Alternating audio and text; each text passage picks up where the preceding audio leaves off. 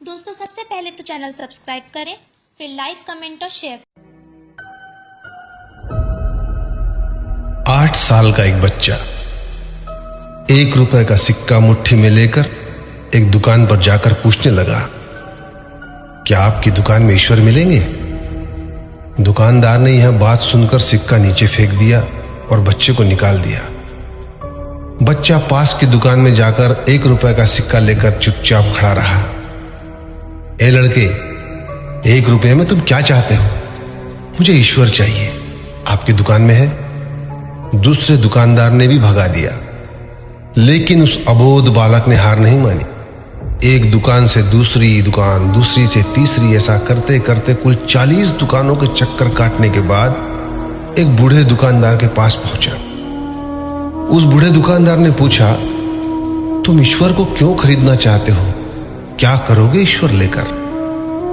पहली बार एक दुकानदार के मुंह से यह प्रश्न सुनकर बच्चे के चेहरे पर आशा की किरणें लहराई। लगता है इसी दुकान पर ही ईश्वर मिलेंगे।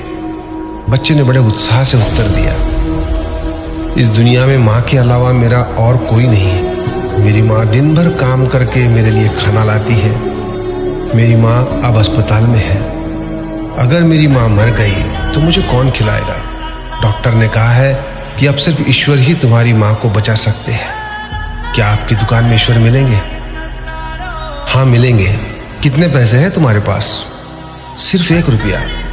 कोई दिक्कत नहीं है, 1 रुपए में ही ईश्वर मिल सकते हैं। दुकानदार ने बच्चे के हाथ से 1 रुपया लिया और उस 1 रुपए के अंदर 1 गिलास पानी के अलावा बेचने के लिए उसके पास कुछ भी नहीं था।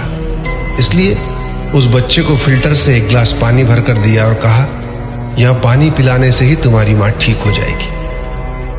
अगले दिन कुछ मेडिकल स्पेशलिस्ट उस अस्पताल में गए।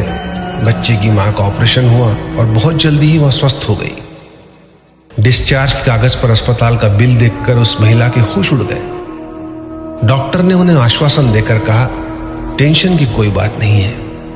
एक वृद्ध सज्जन ने आपके सारे बिल चुका दिए हैं, साथ में एक चिट्ठी भी दी है। महिला चिट्ठी खोलकर पढ़ने लगी।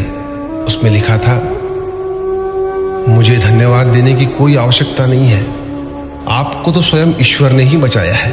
मैं तो सिर्फ एक जरिया हूं। यदि आप धन्यवाद देना ही चाहती है तो अपने अबोध बच्चे को दीजिए, जो सिर्फ 1 रुपए लेकर नासमझों की तरह ईश्वर को ढूंढने निकल पड़ा।